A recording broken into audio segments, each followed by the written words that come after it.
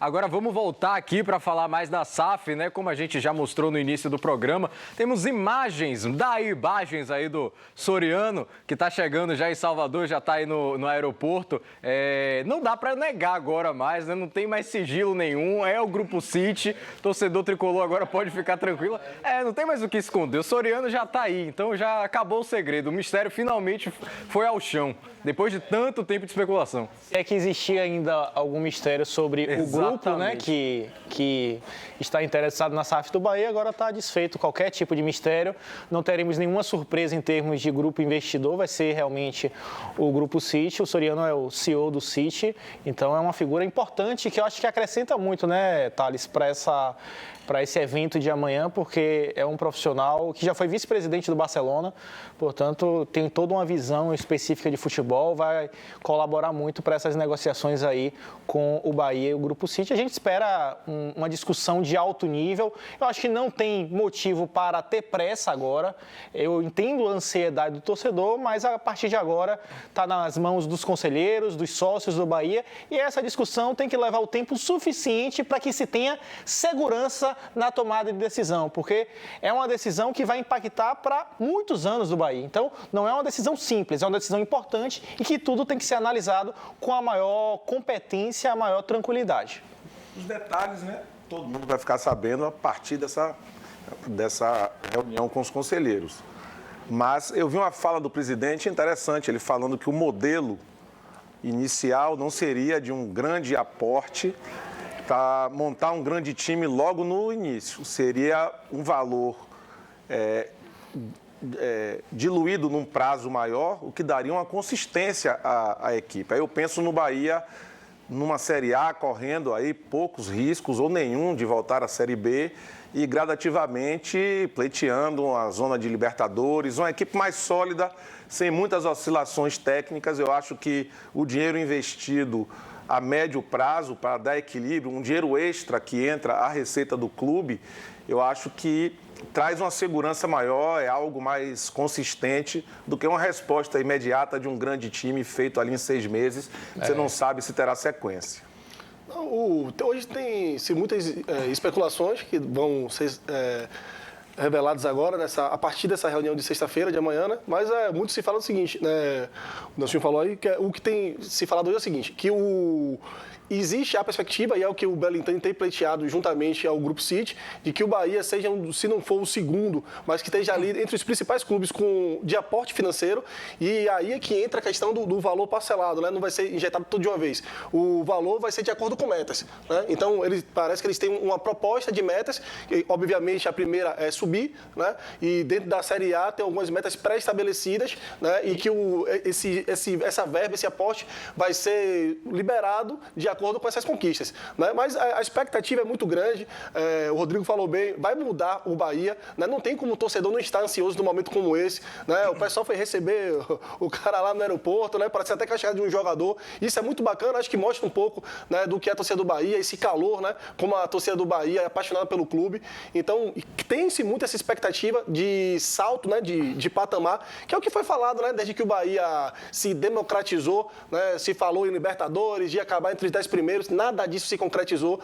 Espera-se que agora o Bahia realmente comece a fazer competições, né? Ter desempenho mais seguros, desempenho mais um patamar maiorzinho ali, de o torcedor olhar para falar, pô, eu tenho orgulho, né? O Gilberto até estava falando com o pessoal aqui antes do programa, o Gilberto até marcou, teve uma postagem sobre Soares livre no mercado, sim, e o Gilberto botou lá, já marcando o Bahia como indicação de contratação para o clube, né? Claro, mas foi uma brincadeira, mas a expectativa é de que o Bahia monte um time competitivo, mas não é só o futebol, né? Acredito que vai ter que ter uma reestruturação, mesmo o CT sendo muito bom, deve ter um aporte, vai dar uma europeizada ali na questão de estrutural, de equipamento, né, de investimento nesse sentido. Deve ter uma reformulação na questão de captação para atletas da base, né? O City, você vê que traz muitos jogadores jovens ali, tem um investimento nesses atletas jovens que vão ganhando espaço ao longo do tempo, né? O Manchester City é um grande exemplo disso, né?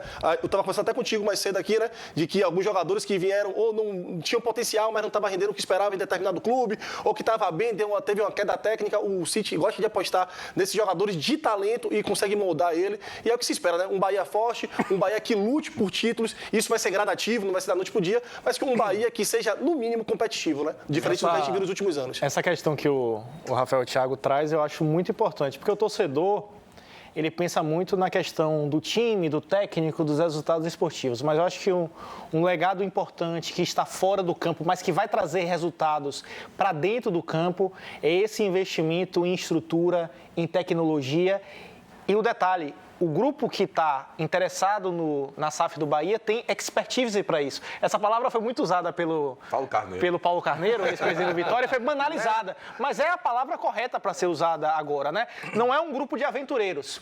É um grupo que tem conhecimento de como se fazer futebol, tem times espalhados por todo mundo e tem uma rede de profissionais capacitados para transformar o Bahia, de fato, em uma evolução, em uma revolução em termos tecnológicos, de melhor equipamento esportivo, CT. O CT do Bahia já é ótimo, mas pode ser melhorado, é agora com investimento. Então, não é só investimento na contratação de A e de B, mas é investimento na estrutura e investimento também em profissionais para que o Bahia se torne um clube ainda melhor. Agora, um ponto que o Rafael trouxe e acho que é interessante explorar é justamente essa questão do perfil de contratações, né, do Grupo City. A gente tem um perfil completamente diferente do que se vê no PSG, por exemplo. O grupo do Qatar, na Al Khelaifi, né, que está lá no PSG, tem um padrão completamente diferente de trazer super craques, né? Montar um time com vários nomes consolidados. O City vai por outro perfil. Garimpa mais, né? É, exatamente, de garimpar jogador, potencializar jogador. Eu acho que tem muito torcedor hoje que está nessa expectativa do super time. Ontem eu estava na rádio,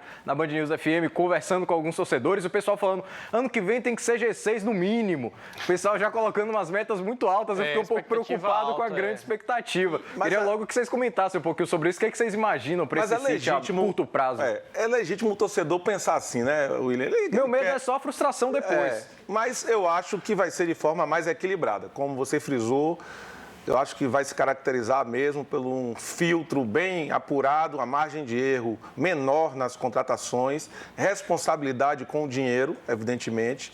Já pega um time que tem uma estrutura física boa, que pode ser melhorada, como bem citou o Rodrigo. E a evolução técnica, você pega uma equipe que representa a região Nordeste, que é um time, em termos de arrecadação e de receita, mediano do futebol brasileiro, mas com a tradição enorme, com a torcida enorme. Então, o City pegou ali um cenário muito propício para florescer e apresentar resultados. E o Bahia deve ter sido escolhido a dedo, até pela sua localização geográfica, o potencial que ele tem para chegar num patamar maior, a imensa torcida. Então, tem muita coisa a favor, que bem gerido dá resultado, porque a sinergia com o torcedor na arquibancada é grande, isso impulsiona o time, porque isso tudo vai se refletir nos 90 minutos do jogo, porque futebol é business, futebol é gestão, mas futebol é esporte. E na hora que o jogo acontece ali, é o que o torcedor quer ver aquele instante. Eu acho que com tudo organizado fora, com poucas oscilações, a tendência de boas respostas em campo aumentam bastante. Vamos aproveitar, então, antes da gente entrar de fato na entrevista do Benintani, que acho que tem alguns pontos específicos sobre SAF, né? Sobre o que significa a Sociedade Anônima do Futebol, que ainda passam em branco para muitos torcedores, né? Então, por isso, conversei ontem com um dos maiores especialistas em gestão e finanças do planeta, né? Que é o César Grafietti, para explicar um pouco esse assunto, e também com o Leonardo Martinez, presidente do Conselho Deliberativo, e a gente produziu uma matéria sobre o assunto para você aí de casa entender melhor o que a SAF significa, o que essa mudança pode proporcionar ao Bahia. Enquanto a reunião dos conselheiros não chega, o Bahia segue tocando a pauta da Sociedade Anônima do Futebol. Nesta quarta, a direção apresentou a proposta aos funcionários do clube, que puderam tirar dúvidas sobre o processo. Instituída em agosto do ano passado, a lei da SAF abre uma nova era no futebol brasileiro. Agora, as equipes possuem amparo jurídico para se associarem com grupos de investimento e empresas. Mas por ser uma medida quase irreversível, essa mudança exige atenção. E no caso do Bahia, as tratativas duraram quase um ano. Ele buscou o parceiro correto, fez da forma justa, buscou as melhores alternativas, não criou falsas expectativas em ninguém, né? Trabalhou de uma maneira silenciosa, ainda que uma coisa ou outra fosse vazando ao longo do tempo, porque é impossível que não aconteça, mas foi construindo um processo que demorou, né, na cabeça do torcedor, mas ele, quando nasce, ele nasce bem estruturado, ele nasce com sustentabilidade. O valor do investimento ainda não foi revelado, mas é especulado entre 400 e 650 milhões de reais. Grafietti explica que o valor deve ser reinvestido no futebol do clube. Vamos imaginar que você está falando em 500 milhões por 10 anos de investimento mínimo de 50 milhões por ano, hipoteticamente aqui.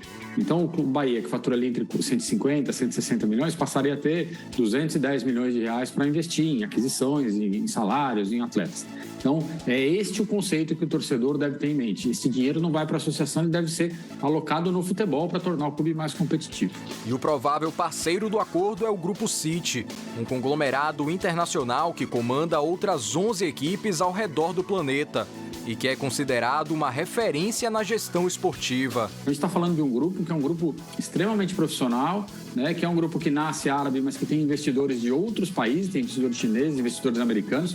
Então, hoje já é um grupo muito forte do ponto de vista de gestão e de entendimento do mercado. As primeiras revelações do acordo serão feitas nesta sexta, na reunião dos conselheiros. Eu acredito, né, que teremos, sim, uma proposta diferenciada, uma proposta muito boa. E eu já disse isso algumas vezes antes e vou dizer, né, a expectativa é a melhor possível. Pois é, meus amigos, é realidade. Daqui a pouquinho teremos aí as confirmações, as revelações, confirmando algumas especulações que trouxemos, né, ao longo desse tempo sobre o Bahia City. Mas a gente estava conversando aqui durante a matéria, né, o fato de ser o Grupo City o parceiro do Bahia dá muita esperança, né, para o torcedor. A gente já viu outras SAFs aqui sendo constituídas no Brasil, Botafogo com o John Textor, o Ronaldo no Cruzeiro, a 777 no Vasco, mas nenhum desses parceiros tem tanta expertise, como você bem trouxe, quanto o Grupo City, né? É um grupo mais arrojado, que realmente passa um respaldo maior para a torcida nesse momento, né? Porque o Brasil está entrando nessa era das SAFs e, naturalmente, nós teremos SAFs que não darão certo, né? Nelson falou antes daqui do programa começar, serão, daqui a um tempo, talvez 20 SAFs disputando o Campeonato Brasileiro. Não duvido. E 4 continuarão caindo, né, Nelson? 4 continuarão caindo. Claro que aqui é uma brincadeira, porque tem clubes aí que são associações e são clubes milionários, como o Flamengo, por exemplo, que fatura quase 1 bi. Então, para o Flamengo, não existe nenhum interesse nesse momento de se virar SAF, porque o Flamengo já alcança resultados econômicos importantes. Só então, uma super SAF. uma super SAF, uma super SAF, portanto. Mas para um clube do tamanho do Bahia, principalmente do tamanho financeiro, econômico, porque em termos de história o Bahia é um clube muito grande e a sua torcida tem exigência de um clube gigantesco. Então, para você ter competitividade, para conseguir corresponder à expectativa da torcida do Bahia, você tem que ter uma capacidade de investimento maior. E é isso, como o Grafietti explicou. Aliás, parabéns, Thales, pela reportagem. A fonte que você foi buscar, o Grafietti, é uma excelente fonte, um profissional conhecedor do mercado, conhecedor, estudioso da SAF. Então, a matéria é enriquecedora nesse sentido e traz informações precisas de um profissional que está na área. Exatamente, e a fala dele vem ao encontro do que eu ouvi o Bellintani falando, para que o torcedor entenda. A parte básica, assim, é um dinheiro extra, né? Que vai ser usado para o futebol. Então, o Bahia tem X lá de arrecadação e terá mensalmente um valor extra. No pagamento das dívidas, né? É bom que se destacar isso. O Bahia, imediatamente virando SAF, por exemplo, quita de forma imediata o acordo que fez recentemente com o Opportunity. Então, é o Bahia também se equalizando do ponto de vista financeiro. E é uma dívida que, comparada à de grandes clubes do futebol brasileiro, é muito menor, né? Muito mais contornável. E é uma coisa que impacta, né? Por exemplo, o Bahia hoje tem um valor X para mês ou para semestre, e desse valor X, tudo é X para dívida, X para isso, X para trabalhista, opportunity e tal. Então, só de você não ter mais esses custos fixos, né? Você já sobra um dinheiro a mais, e com a grana que vai ser injetada mensalmente do City, você consegue fazer um planejamento mais amplo com alguns atletas mais caros. Mas, tipo assim, você tinha perguntado mais cedo, né, de expectativa do torcedor em relação ao time em si. Né? O que a gente viu com o City, por exemplo, o próprio Manchester City, né? É um time que desde começou a sua caminhada rumo ao auge, você vê lá, num período, você teve sempre líderes mais experientes, que eu acredito que vai acontecer aqui, jogadores mais rodados, que vão ser esses líderes técnicos dentro de campo, né? E que vão representar realmente o grupo. A gente teve o Yaya Touré lá num determinado momento, depois a gente passa por um Fernandinho, hoje você já tem um De Bruyne muito mais experiente, que é um cara hoje que comanda o time. Então, mas quando você pega o entorno, você tem o Haaland, que chegou como um cara muito caro, mas é um garoto de 20 anos, 21 anos, né? Você tem o Bernardo Silva, que é um cara jovem. Você vê vários outros jogadores muito jovens com grande potencial. Mas ali, no meio deles, ali você tem 1, 2, 3 jogadores no máximo com uma experiência maior, com uma rodagem grande, que sabe ali conduzir o time. Eu acredito que se o torcedor está pensando que vai ter um time de...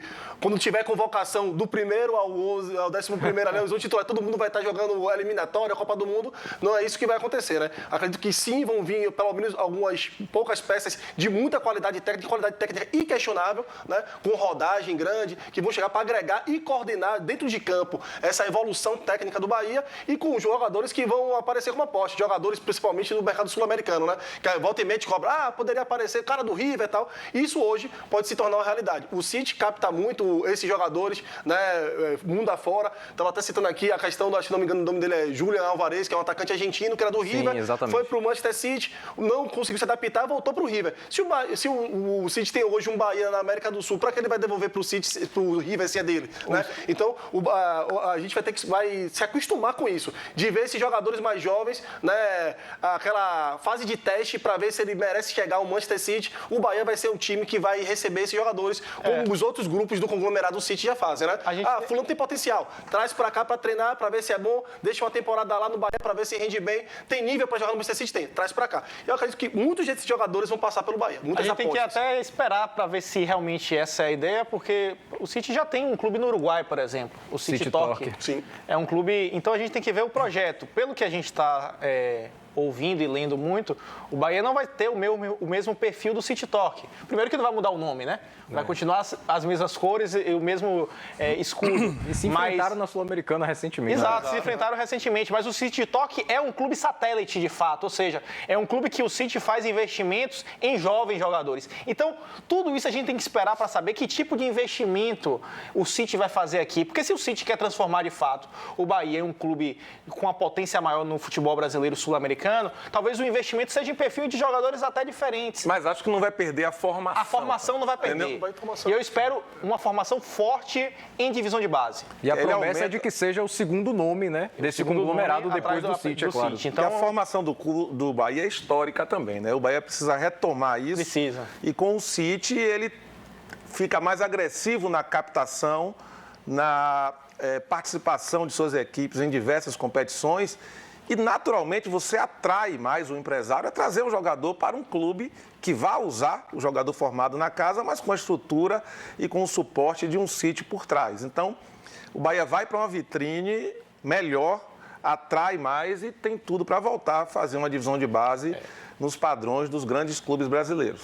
Agora a gente está aqui comentando sobre a SAF, mas ninguém melhor para falar da SAF do Bahia do que o próprio Guilherme Belintani, né? Ele falou aí no aeroporto com alguns torcedores que estavam ali presentes, fazendo a cobertura também para os canais nas redes sociais. E a gente vai ouvir uma fala aí do presidente tricolor.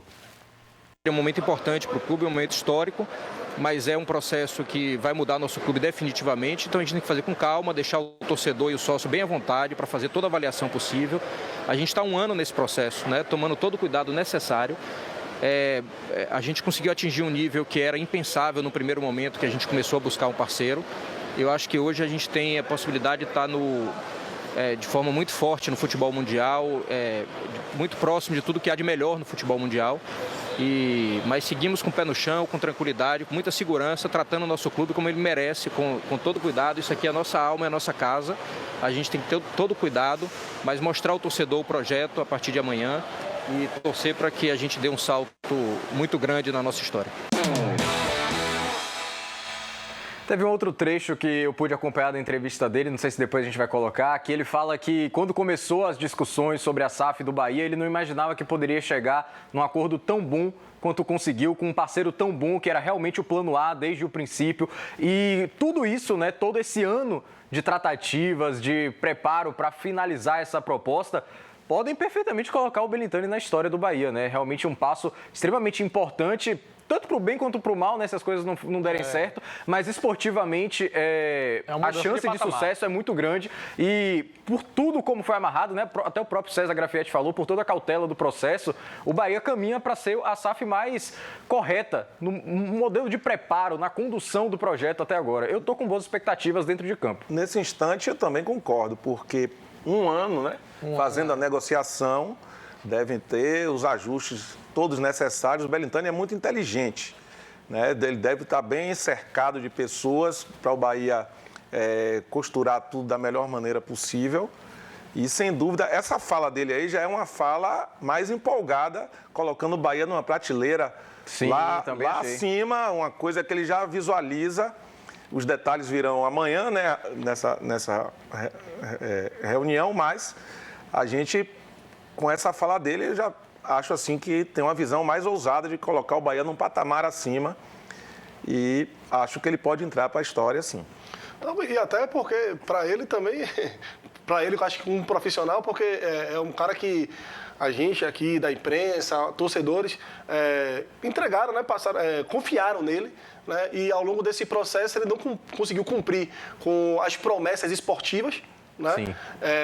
E muito se foi falado mas ele é um bom gestor, ele é um homem de negócios. Espero que isso se concretize com a assinatura, né, da SAF, o Bahia mudando essa chavinha, mudando de patamar. E quando ele fala ali na entrevista em cautela, eu acho que ele está super correto, porque é um momento em que a SAF não tem muito o que fazer no Bahia time nesse momento, no janela de contratação encerrada, faltando o quê? 8 jogos para acabar, 8, 9 jogos para acabar a Série B. O foco mesmo é que o Bahia suba e nesse meio tempo que o Bahia está acabando, né, a competição, espero que com o acesso ele também está encerrando essas tratativas junto com o sócio-torcedor, junto com os conselheiros, para que tome a melhor decisão, né? Então é o momento mesmo de não ter pressa absolutamente nenhuma, fechar o acordo pensando a partir do próximo ano, que nesse agora o máximo que poderia rolar era um bichinho para vamos lá para subir, né? Mas fora isso não tem muito o que se fazer com o atual elenco nessa temporada. E só